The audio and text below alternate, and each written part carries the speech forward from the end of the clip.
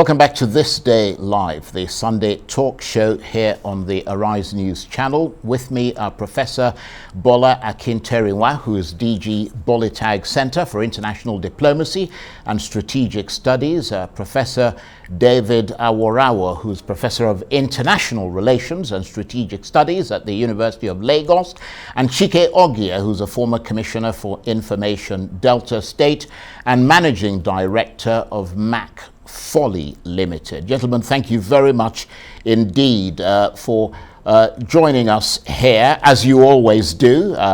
I'm the new kid on the block here, just for today, of course. But let's come to you, Professor Akinteriwa, first, just to get your reaction to the discussion, fairly lengthy discussion we had there with Mr. Chude, who is a good governance advocate, in which he talked quite extensively about Africa trying to get the international community to either cancel or reschedule its debt. And also he talked about President Buhari's speech at the United Nations, where he not only asked for debt relief, but also tried to promote the democratic ideals that he stands for, and pledging to deliver to this country free and fair elections in 2023. What's your reaction to all of that? Yeah, thank you, Charles.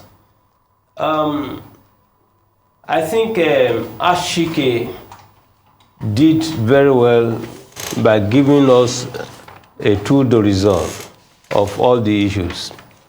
I want to agree to disagree with some of the points he raised. In terms of agreement, for instance, I will not have any qualms about his submission that in the absence of security, in a situation of insecure environment, investments cannot thrive. I think it's taken for granted. I agree with him that we need to do a lot more to ensure that the environment is free from all threats. I also agree with him in terms of what he considered as PNB's legacy, but with a caution. In this case, he gave credit to President Muhammadu Buhari, suggesting that he has done well, but he did raise the challenges back home here, which may necessarily militate against whatever legacy he's having in mind. I also agree to an extent that the INEC must do the necessary to ensure that the 2023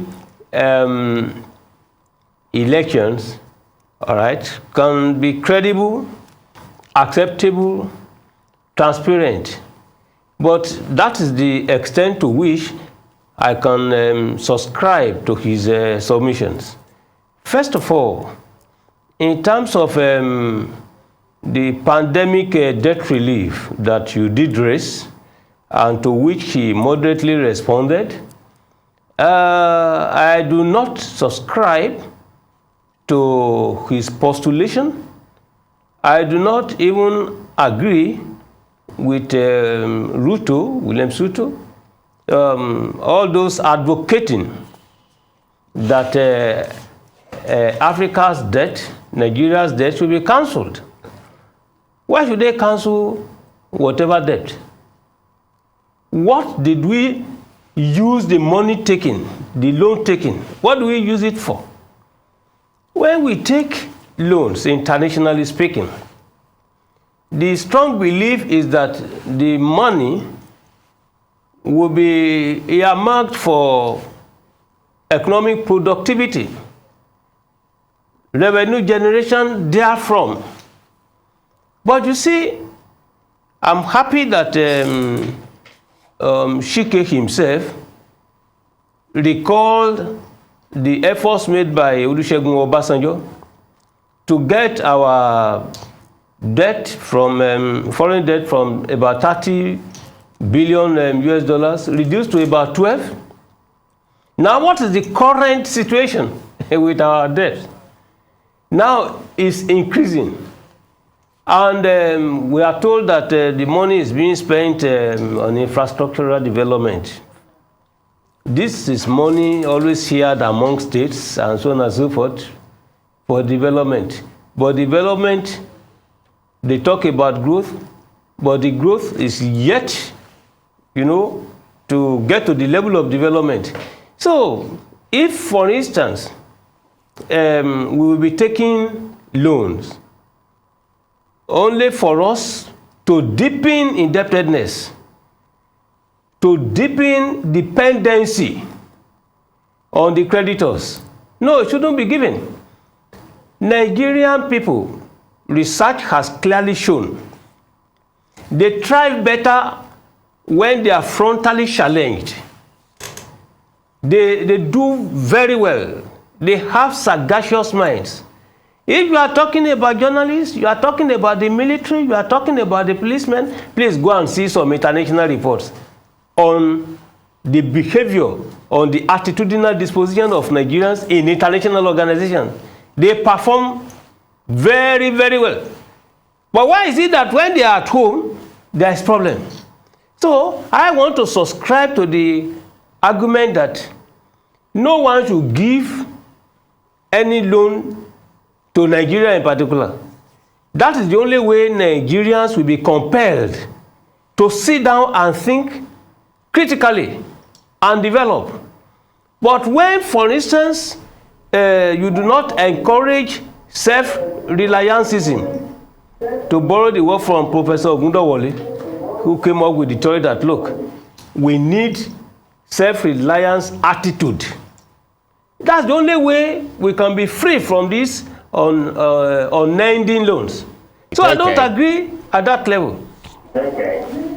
Okay, I mean, that's a very interesting analysis, and that is probably an analysis that would maybe strike a chord with quite a number of Nigerians. But let's see if it strikes a chord with our other panelist, Professor David Warawa, who's a professor of international relations and strategic studies. Thank you for patiently waiting for your turn there, Professor. Do you agree with Professor Akinteriwa that Nigeria in particular should perhaps not be granted debt relief, especially when viewed in the context of the possibility of the past debt being odious?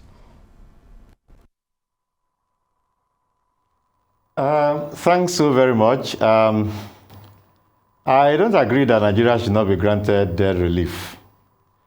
And the reason is that if you look at the international economic system, it is skewed against the global south. The gains of globalization have gone disproportionately in favor of the developed north.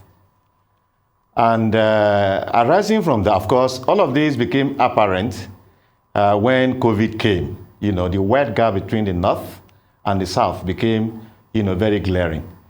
But for what some have termed divine intervention, that prevented the global south from, being affected so intensely like the developed north, probably the whole of the global south might have been wiped out. You saw when, the vaccine, nationalism and all that, everything is just in favor of the north. That is why I will agree that, debt relief is desirable. Debt relief is good. Debt relief will help to, save the global south from perpetual economic backwardness, and will help also reduce the gap between the north and the south. But the addendum I will make to that is that mechanism must be developed that will enable loans to be used in the right manner. Evidence has shown that, these loans taken, a whole lot of it is frittered away. Under Abacha, many years ago, I worked briefly with Professor Badam. I checked some of the reports he made on the debts that were taken at the time. Abacha was interested in knowing how the debts were accumulated. At that time, the debts were about $31 billion, the external debt, that is. And it was established that there was a whole lot of corruption. There were projects that were, identified for which monies were taken, and when the sites were visited, nothing was there. It also confirmed that some of the lenders were also part of the corrupt system, because the structure of the debt was such that maybe 40% will be given at the beginning of the work. After the work gets to a particular level, another 30% to be given. But all the 100% was given when the site was not even cleared. So the question, the team was asking was that, what did the lenders see that made them release the other tranches of the money that was given? So there is also international collaboration in this debt corruption. That is why I would support, debt relief to enable us to breathe oxygen. And of course, with the addendum that we also need to be more responsible in the way we utilize our resources, such that we will not be going cap in hand all the time, borrow money, and then be seeking, debt relief. One last final point I want to make on this is that the speech President Buhari made regarding debt relief, well, that is just one stage in the many stages required to get debt relief. If you know what Obasanjo and his team did in the early 2000s to get that relief in 2005, 2006, you'll be amazed. So there's a whole lot of follow-up to be done. This is just the beginning, just a political speech. And of course, the government only has a couple of months to go. So if anything will be achieved along that line, it will have to be followed up by the next government. And let's see how things turn out.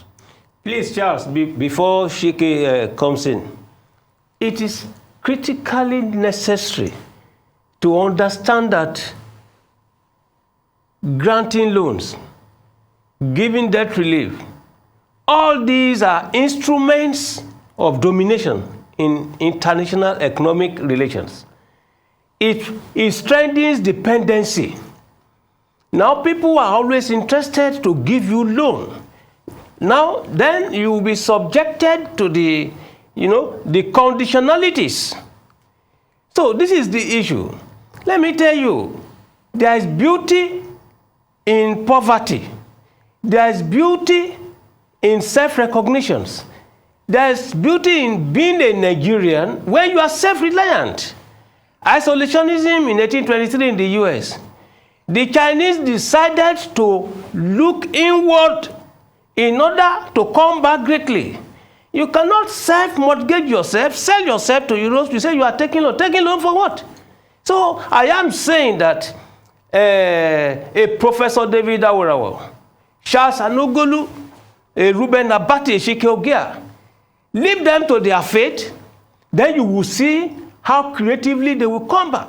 And now they know quite well, the creditors know quite well, the Paris club, the London clubs, they know quite well that if they allow you free time, free space to think, to reflect, to move forward, then their own domination, their own power something will no longer be there. So you must put the understanding of debt relief, granting debt in context. That's just the issue. Psychology of human differences will be there. But left to me, as a Nigerian, I prefer to suffer than be begging, going cap in hand to go and be begging. When they know quite well that they make you look inferior when you are just coming. Please.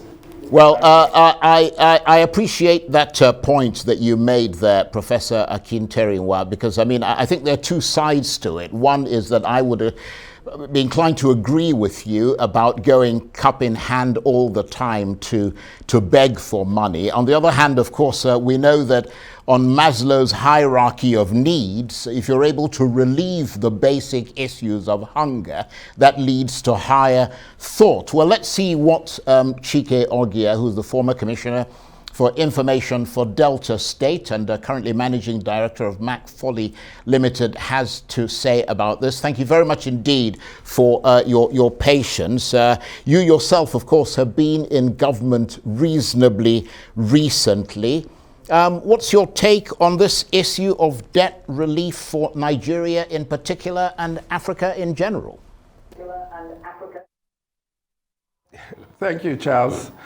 And it's good to have you moderate this program of ours. We just can't see you. That's the only pity. I wish we could see you on the screen here. But be that as it may, you know, I'm metamorphically in between these two professors, both physically and psychologically, as they were. And I can understand where they're both coming from. Intellectual giants they are. Let me start with Professor Ahurawo's position first, because that is, I can identify with that, being that I was an aide to Chief Philip Asiodu. Asiodu is the correct pronunciation, but usually when we say that, many Nigerians will not understand, so you call them the way he's being called. He was then the Chief Economic Advisor and Chief Debt Negotiator / the Vice Chairman of the National Planning Commission at that time, and that was a very powerful position he was in. And he actually led the whole program for debt relief as of that early 2000, 2001. And I was involved. We went all over the world: Paris Club, Washington, the Bretton Woods institutions, London Club, where he had a lot of his old classmates in Oxford that were in the civil service and all of that. And even the commitment was directly from the villa, just like Professor said.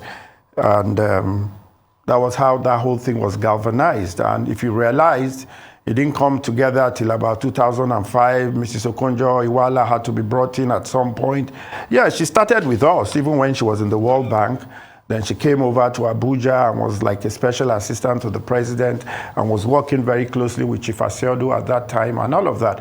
So like he said, it's a major gamut of things. There was the JEPC, Joint Economic Partnership Committee, which was biannual. It was held once in Washington, once in Abuja, and the top policymakers, the development agencies, everybody involved there, and those were the issues. Also, I think there was the talk of the HIPIC initiative at that time, the highly indebted poor countries, because you see, there must be frameworks in which these things have to be put in boxes. It's not just about going to the UN and talking about debt relief. That's just talk, if you know what I mean. The way the world works, the way the multilateral works, the way there are boxes, clear-cut boxes where these things have to be put in, whether for Africa or for Nigeria. So it's a whole lot of things that have to go into it. So on that level, I accept that a succeeding administration will have a lot to do with the good initiative that has started. Then looking at from Professor Akinteriwa's point of view, where he thinks, our nationalism, we as a people, we can always stand up for ourselves and all of that. That's fantastic, and I agree to it, but only to the extent that COVID was devastating, whether we like it or not, and not just for the third world or developing nations, even for the first world themselves. And a lot of value was lost all around. And if indeed the development partners, the multilaterals, can come together and develop a proper framework where interventions to help developing nations that have lost so much ground due to that pandemic can be developed, I think that would be welcome. That wouldn't be begging. That wouldn't be putting your pride as a nation into any jeopardy, if you ask me. It will actually be a framework, like I said, and it will be done. These agencies do all kinds of things every day, from water to sanitation to environment to climate change. All kinds of monies are being given all over the place. But like both professors, and I think more especially Akinteriwa said, the important thing is, what is the transparency level of administering this kind of aid when they come? Because when you take with one hand and it's frittered away with the other hand, then obviously there is no point in that. You're just wasting everybody's time. And that is why a lot of the projects, like Professor Aruaro said, they take those monies, they don't see any sites, they complete the payment because there's so much conspiracy going on, even between the people bringing the money and the people that are supposed to be administering the money. So I think the emphasis will be more on those checks and balances and the frameworks that will be developed to be able to administer this kind of grants or loans that are the important things. But Nigeria actually has found itself in a place today, Charles, like I know, where our debt is totally unsustainable. The revenues we make as a country cannot even service our debt. 90%. You understand? So, it's really a catch-22 situation. And that is why I think the antidote to this is purely to have a situation where the framework will be intense, it will be well knitted, and there will be proper monitoring of what is going to go on. I think that would just be my simple position on this. Thank you very much indeed for that. I think that's a very, very good point. Just being, as it were, down the middle there, Chike Ogie. But let's move away from the issue of debt and talk about the other thing that dominated President Buhari's speech at that UN General Assembly, which is his commitment, his professed commitment to ensuring that Nigeria holds free and fair elections in 2023. That was something else that Mr. Achike Chude got quite heavily into. Professor Akinteriwa, what's your take on that?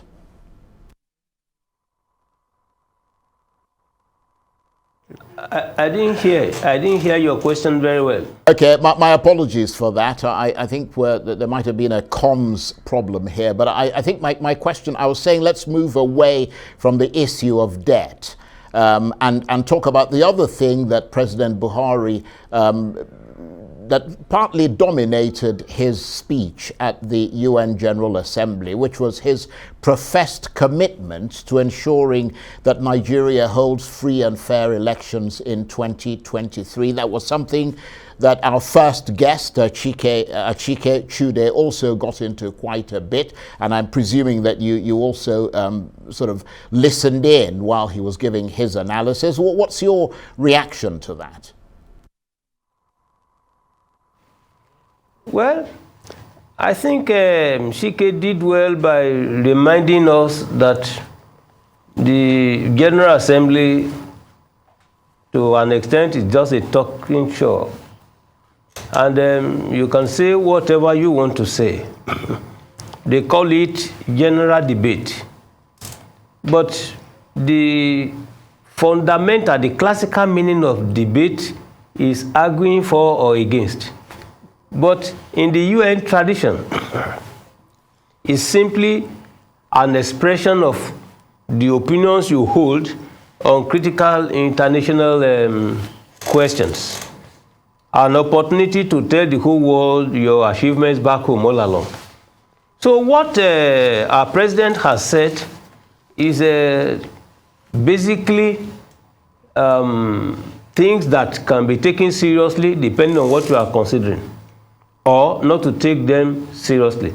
Left to me, based on the questions you have just asked, how do you think that, or what will make you think, you Charles, for instance, that in 2023, that President Buhari can leave any good legacy? He has promised that yes, he will leave behind a democratic culture, and that elections in 2023 will be free and fair. Now, as a professional student, I have discovered that some political parties organized a press conference during which they showed we Nigerians and the whole world that the incumbent APC government is trying to create or have some voters registration. You can Google it. It's on the social media. It's live. It's not fake news. We saw this party leader saying that you can make use of one name, one single name, and use it for hundreds of people, thousands of people. When I looked at the video myself, because my sister, Ijoma Nwogugu, told me at a point in time that, look, she will want me to look with eagle eyes all these reports in the social media. So I took much interest in this particular one to say, you see Chinese name, Indonesian names, etc. all along, being considered voters in Nigeria. So when you have all these string names there, President Buhari cannot come into the public and be telling us that he's fighting corruption, he's trying to democratize, he's going to leave a legacy. Yes, you can always leave legacy, but legacy of what? So when you have a situation whereby, for instance, the APC seeking re-election in 2023 and is being openly accused in a public press conference, and they are challenging, telling people that they have concrete proofs, and nobody is talking about that. So as a research fellow, my own is to not just read, but to also study. So after reading and studying, then what is my position? What do we tell the Nigerian people? So scholars, we may not be serious politicians, we are not professional politicians, but all animals are said to be political. So this is the way I want to look at it, that look, please, the speech by the president is not a big deal for me. Okay. A priori. Secondly, right, very, very briefly, Professor, because we've got to take a break. I apologize for that, but go on. Is vote buying part of a good democracy? Or this vote buying is not done secretly? It is done in the open. It is very interesting, for instance, that the security agencies will not arrest people when they have the money all along. They know that reports said, look, these monies must have been shared in hotels, etc. Then during the day, DSS security agents all along will now be searching empty bags of voters. There is no seriousness of purpose on this matter. So please, let Nigerians for once begin to adopt honesty, which we are told is the best policy. Honesty of purpose, that's my own position. Thank you very much indeed, Professor, and I apologize in advance to Professor Awarawo and Chike Ogia, because we've run out of time for this section of the discussion, but obviously when we come back they'll have an opportunity to talk about the other things that we've got lined up, and predictably it's time for a break here on This Day Live, the Sunday talk show. When we return, the conversation continues. Stay with us.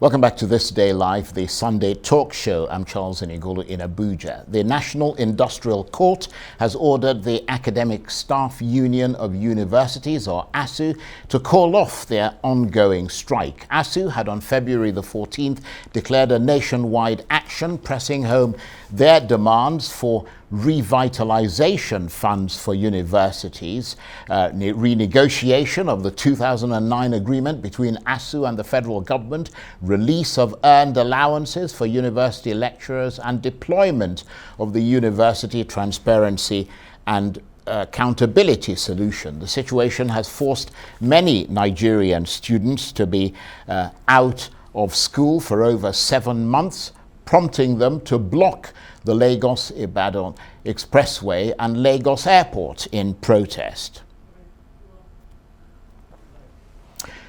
Well, for more on this, let's return to our panel. Professor Bola Akinteriwa is with us.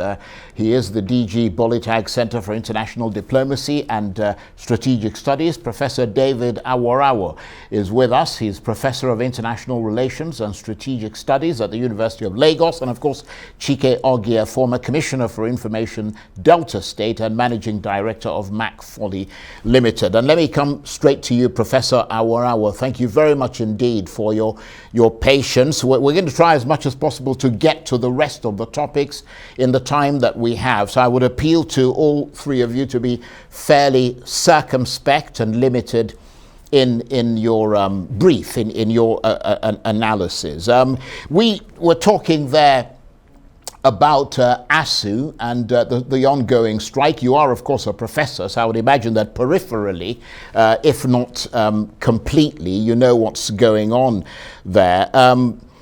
You have to wonder, as ASU itself said, what manner of teaching we can expect of lecturers if they are compelled by a court to return to the classroom. What's your take on that?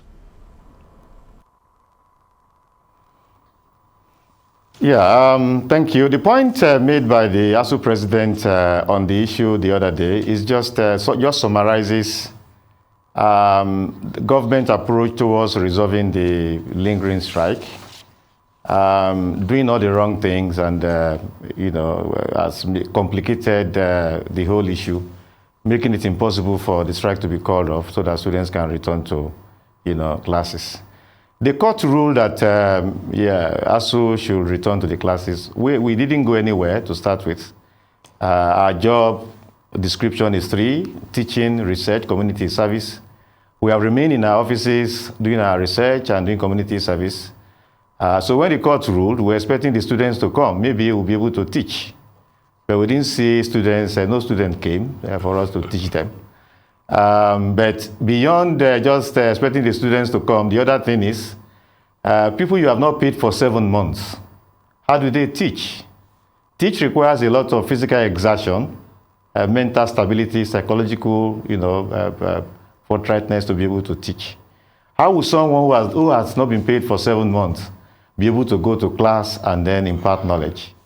Even if we decide to obey the court and then go to the classes to teach, how effective will the teaching be? We will not have professors collapsing in class. They haven't eaten in 7 months, and you say, go and teach. So the court ruling is the legal angle. Well, of course, we are law-abiding people. We obey the law. When the court rules, we try to obey. Of course, ASU has now gone to appeal. And so that is dragging the whole thing. But beyond all of that, the rigmarole of court and court action and all that, the way forward to resolve this thing expeditiously, because it had dragged on for too long, has been presented by all those who know how to resolve this. Shortly after the court ruling, the Pro-Chancellor of University of Abuja, Professor Ahmed Mohammed, he spoke. He said, this thing cannot be resolved through court pronouncements. The way to resolve it is very clear.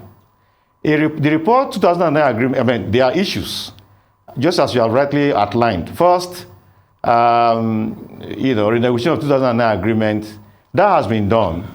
Professor Muzali Jibril, headed a panel, a committee that made recommendations along that line. It was rejected. Another committee was set up, headed by Professor Nimi Briggs. The issues, the recommendations are almost the same. And so what government actually needs to do is to see how to implement the recommendation. One of them is the issue of revitalization. The state universities is disrepair. I mean, everything has broken down. We need to fix those things. And so when the minister said, the TET fund has provided 1.3 trillion in the past 9-10 years, and what is needed to repair the universities is about that same amount, it means that there's no need to talk about revitalization. That is not being honest, because TET fund is supposed to augment what government will provide to revitalize the university system. So what the government needs to do is to look for funds look for funds to, ensure that the revitalization takes place. And then renegotiating, that's the terms of the condition of work, our salaries and all that. The two committees recommended between 180% to 200%. Now, what government has offered is 35%, 23.5%. So the way forward is actually for the government to return to the recommendation of the committee and then implement. Raise what has been offered to ASU. I mean, see the gap between 23%, 180 to 200%. Understand that. And you ask the question, right? How come the two committees recommended something very similar? Because they don't really have a choice. What they took was the African average. If they actually want to follow that through, it will be around 350%. So the 180, 200% is actually something a lot less than what they would have recommended if they would follow the African average. But they recommended 180%, and then the government, even the minister himself, the Minister of Labor, he said he won't subscribe to a situation whereby university lecturer will be earning that paltry for 16,000 naira. That something around 1 million, which is about 120%, will be okay. Right. How okay. I'm really sorry to interrupt you, Professor Awora, but I've got to give the other panelists a chance to put in their own thoughts. And let me come to you, Chike Ogia, and your sort of down the middle analysis. Is it a good idea for the government to take the position of punishing the lecturers by stopping their salaries rather than trying to solve the problem, which for many is a legitimate problem that needs to be urgently addressed, and on top of that to then go to courts to force them to return to work?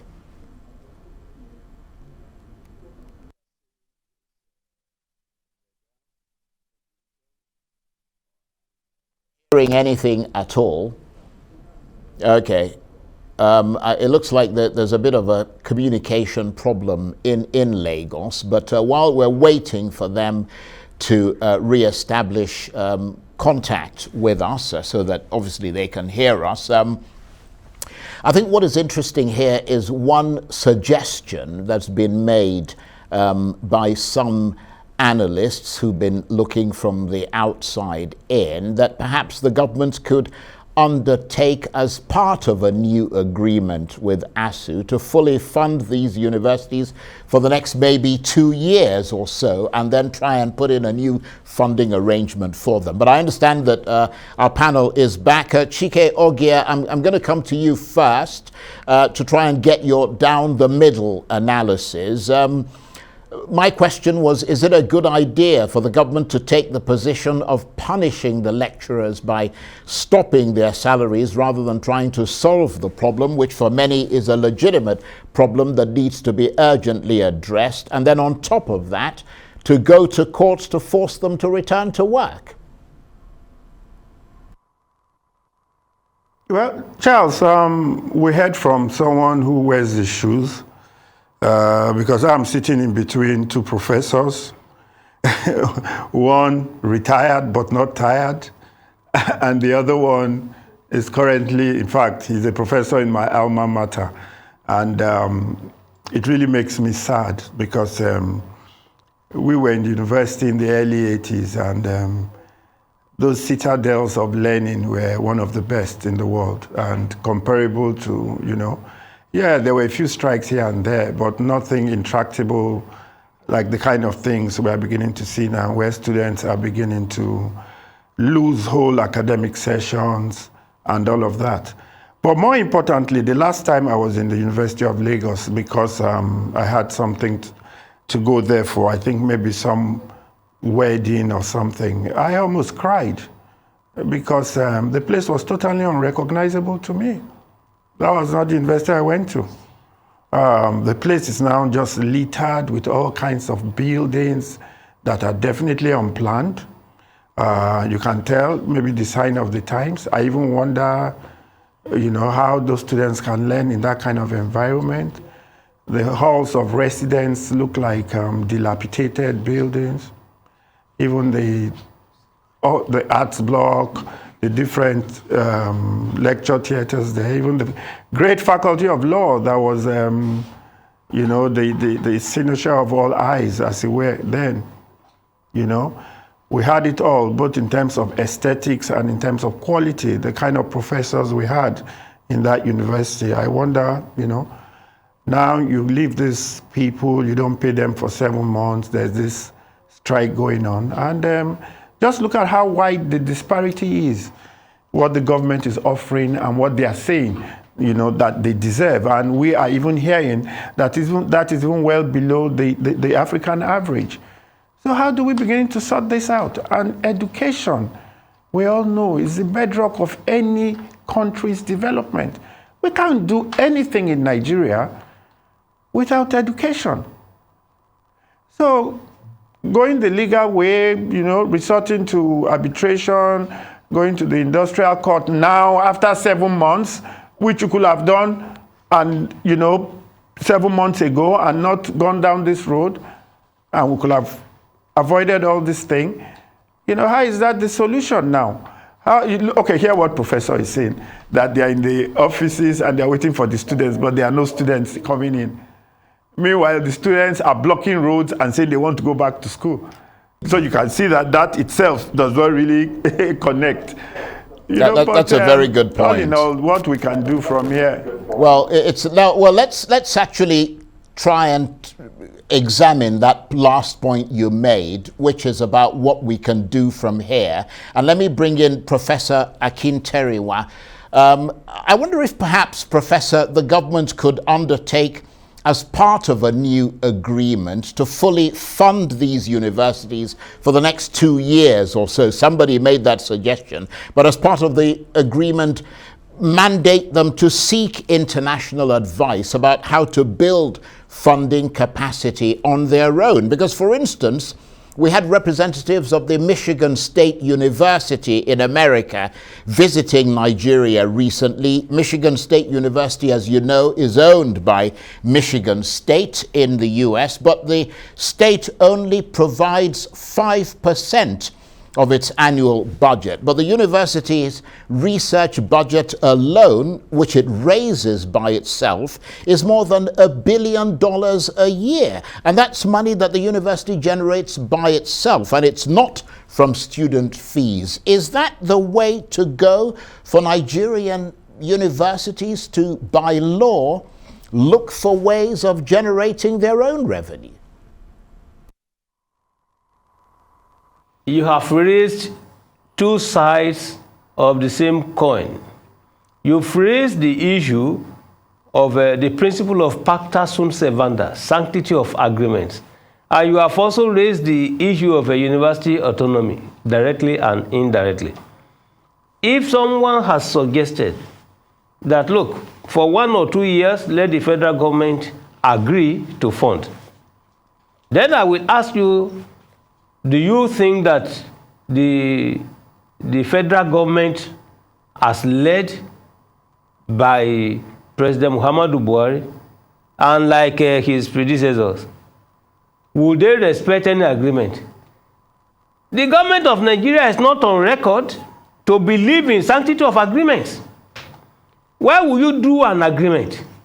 2009, renewed 2013. And the same ASU lecturers have been complaining, insisting that, look, we negotiated freely. You signed freely. And I can say the agreement entered into force, even if it is not an international treaty. The government is not on record to have the political will to respect an agreement it has done. So if someone is now talking about new agreement, you will need to convince me, as a Thomas who does not believe in anything, why would I believe that the federal government will be forthcoming? Now, university autonomy, yes, of course, it is doable, but is the political will there? You see, Professor Awarawo made a beautiful submission earlier on by articulating the functional responsibilities of lecturers. He did remind us that the work of the lecturers is not just teaching. The dimension of research is there. Community service is also there. Research is done individually or collectively, not necessarily in the classroom and laboratories. You also do that one in the house, in your car. You are in the car listening to international news. You need to acquire knowledge to be able to teach.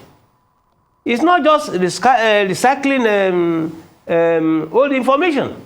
Now, when we are talking about payment of salaries, I think it was on this platform that the same Professor Wurawa told us that you cannot say you are not going to pay salary. Why? Because 2 of the 3 major functions are complied with.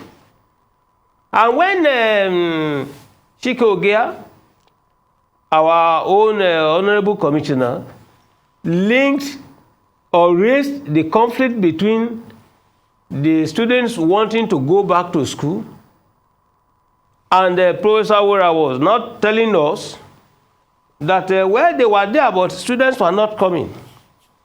The students are not foolish people. They too can think rightly when they know quite well that going back to school to go and do what?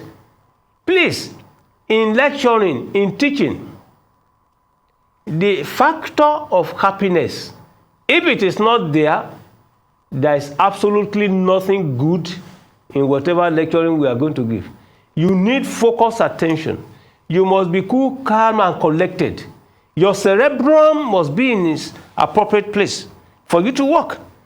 So when you have a situation, the problem is not simply stomach infrastructure. 7 months you don't pay. It's beyond that.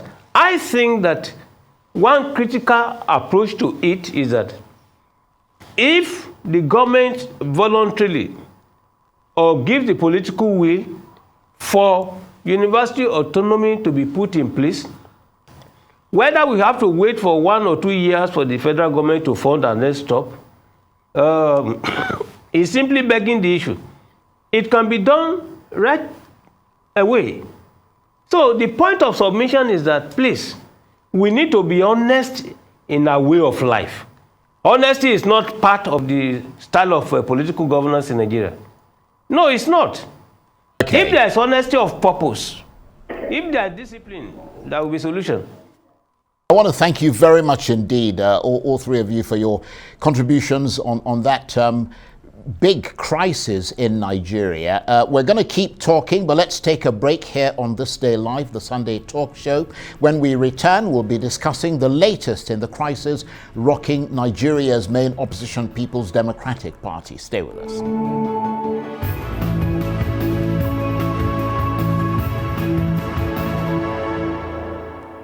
Welcome back to This Day Live, the Sunday talk show. I'm Charles Anyegolu in Abuja. Rivers State Governor Nyesom Wike's faction of the People's Democratic Party this week withdrew from participating in all activities of the Presidential Campaign Council set up for the party's standard bearer, former Nigerian Vice President Atiku Abubakar. Less than 24 hours later, Atiku put out a statement declaring that he'd decided to move on from the long-running crisis in order to focus more on the task of nation building. In a widely publicized media briefing on Friday, Governor Wike addressed the issues at the heart of the crisis, accusing some members of the PDP's leadership of betrayal and indulging in anti-party activities. He insisted that only the resignation of the party's national chairman, Senator Iyorchia Ayu, would restore peace and a sense of purpose to the PDP. Meanwhile, a former deputy national chairman of the party, Chief Olabode George, said the crisis was caused by the party's ill-advised decision to abandon its age-long internal mechanism designed to guarantee inclusiveness.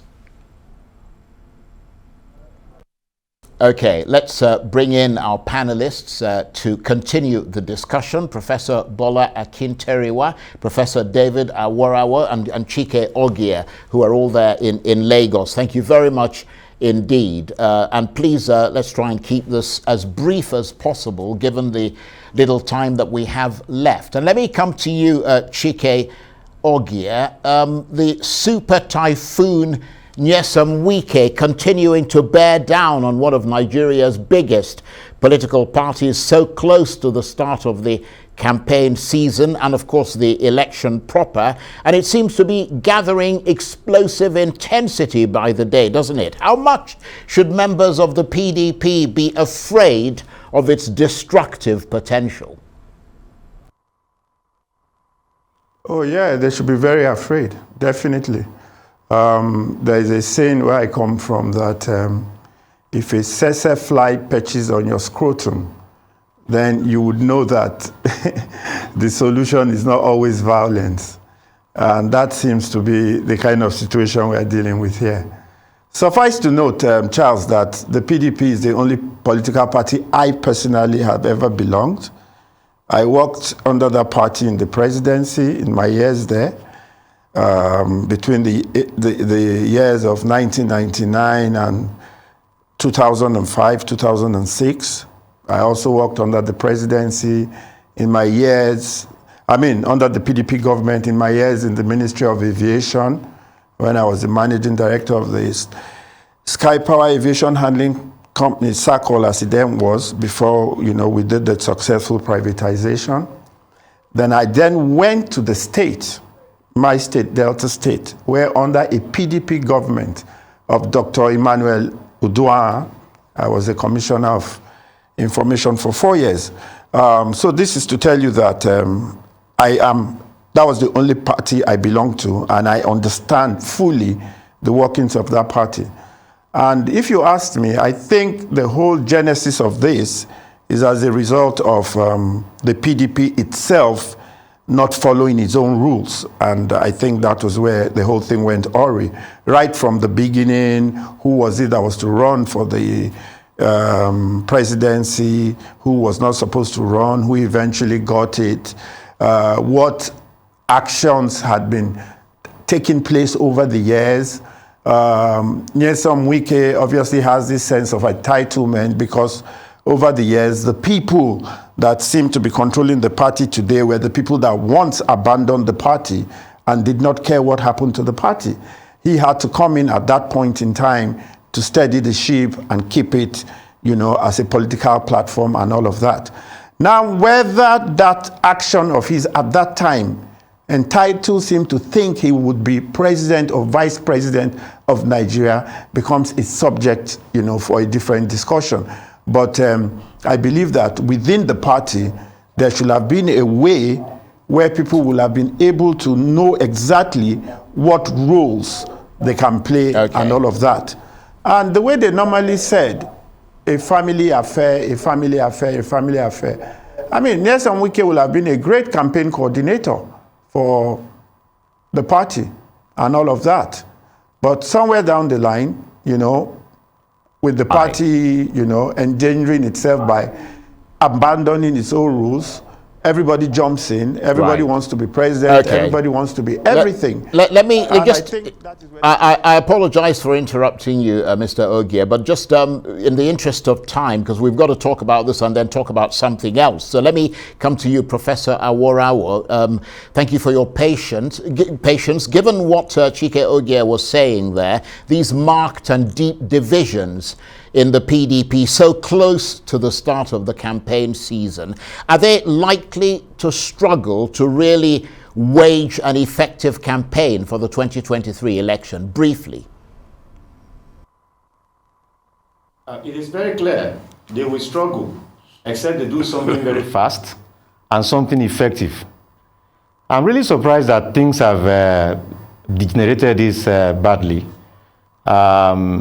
It's no longer a family affair, really, when you see the different sides and the comments made and things like that. After the primaries and the presidential candidates went around trying to mend fences with all those who contested, hopes were high that they will be able to just work as a family and forge ahead. But the way things have, turned out, they put themselves in danger of being out of contention. Because right now we have it's a 3-horse race, and the third horse, the Labour Party, a large chunk of his support will have actually been PDP support. So that's one gone. And with this, the Wike group saying they won't be part of the campaign except the chairman resigns, it's a huge, huge issue. Let me just say, if I were the president, the candidate, I would try to see how the chairman, what to do, whether he could actually resign. Because Wike, his approach may be criticized by people, but he has a point. He has a point.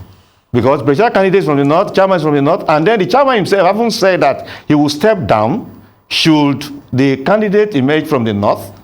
I mean, they should just follow that path. We were thinking before now the constitution will not allow them to do so, but they have not said that their executive committee will actually meet, take some decisions, make some reshuffling, and then they have a convention later to ratify what will have been agreed to. I think that should be the path. All the comments that Wike and others should go away, I think they stand a risk of being out of contention. That's a very good point. And I suppose that the final question is whether which is more desirable to the PDP, Iyorchia Ayu's chairmanship or Nigeria's presidency. I mean, that's something that will need to be discussed, obviously, within the party and without. But let's move on to the final topic, Iran, where for 10 days now, people there have been defying the authorities to take to the streets. The spark for this wave of demonstrations was the death of a 22-year-old woman, Mahsa Amini. She died in police custody 3 days after she was arrested by Iran's morality police for allegedly violating the Iran Republic's strict dress code for women, namely allowing some of her hair to be visible under her hijab or headscarf. Now, many believe she was beaten around the head, causing her to slip into a coma. In response, videos have emerged of Iranian women cutting their hair in protest and braving punishment by taking off and in some cases burning their headscarves in public. Well, the protests have turned violent in many cases. At least 35 people have been killed and hundreds of protesters have been arrested. But the protests have continued to spread around the country. And let's bring in Professor Akin Teriwa. A word from you, Professor, about these protests in Iran and why, in your assessment, this one incident has sparked such a level of anger. Why do you think that is? Well, the anger cannot but be at its crescendo because there is conflict between municipal law and international law. Municipal law, which deals with, judicial sovereignty. There is a dress code. There is a law prescribing a particular manner of dressing. But there is also the internationally contracted obligations that deal with, freedom, protection of human rights. So people are angered not simply because of the death in itself, but to have a situation whereby the morality police will be telling the public lies. You are taken to a detention center. What happened there? A 22-year-old Amini died. No, there must be a way the international community must begin to deal decisively with reckless governments, reckless policemen. There must be international solidarity to fight, policemen, security agents the world over that refuse to give importance to protection of human rights. For instance, if you look at the critical issue involved, it is not the death that is the source of the major anger, but the attitudinal disposition of the government and this issue of hijab. This is a student or someone coming just to visit. She might be ignorant, she might not know. And I know quite well that Shikogia will tell us that ignorance of the law is not tenable. But you see, the issue is that if one offense not in the context of a hardened criminal.